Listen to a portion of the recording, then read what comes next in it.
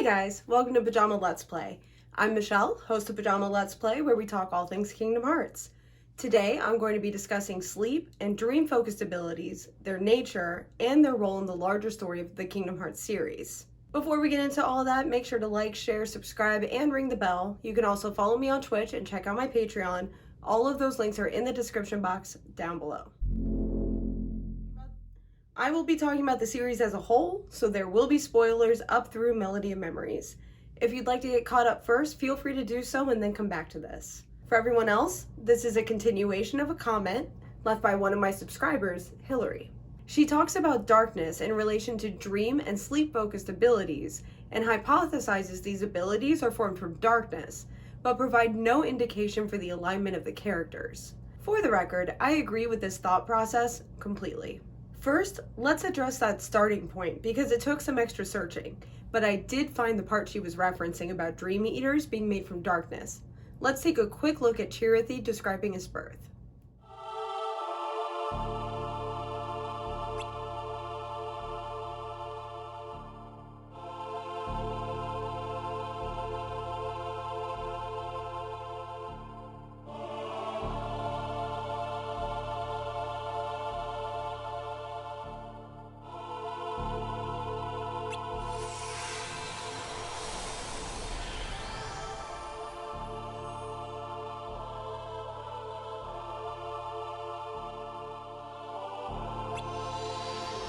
He doesn't specifically say he was made from darkness, but he does specifically say the world was darkness.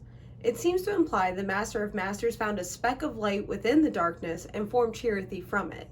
That means Chirithy and his gifts are inherently tied to darkness. We also know each player has a second Chirithy made from the wielder's darkness, as revealed by Dark Chirithy here.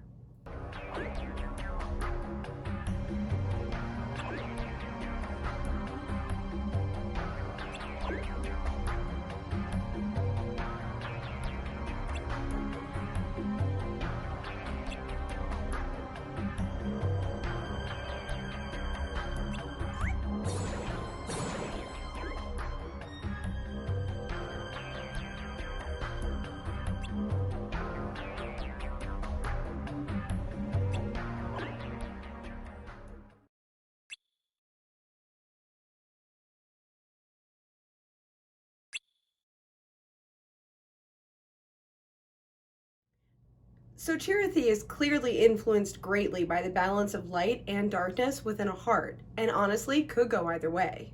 Chirithy himself is created to help player by planting dreams when necessary, eliminating nightmares, analyzing players' dreams, etc. The gift of Chirithy is neither light nor dark. It's neutral and can be used for either side depending on Chirithy's intentions. Hillary continues to point out this means characters like the Fairy Godmother, Riku, and Maleficent are all darkness users because their abilities revolve around sleep. The Fairy Godmother is able to materialize a person's dreams, Riku is literally a dream eater for Sora, and Maleficent is responsible for Aurora's sleep state. This doesn't make these characters necessarily evil or malignant, it's more of a demonstration that darkness was never meant to be a bad thing, it's just misunderstood. So now, let's finish up with that final example, the power of waking. Aptly named because the wielder can use that power to traverse hearts and wake them. We see Sora use it in Remind, Riku uses it in Dream Drop Distance, Xehanort uses it for his 13 vessels, and Luxu / the Master of Masters seem to use it to bring the foretellers to the future. Hillary also points out that Kairi, as a Princess of Heart, does not have darkness in her heart, so it's unlikely Kairi will ever be able to use the power of waking. She can help others use it by lighting their way, but can't do it on her own. So what does it all mean? Well, it means darkness is not the enemy of the heroes, Malice is. In the video linked here, I discussed the idea of Malice being an entity like darkness, which was also inspired by Hillary's theory. I also discussed in that video that Malice is the entity the Master of Masters fears, not darkness itself.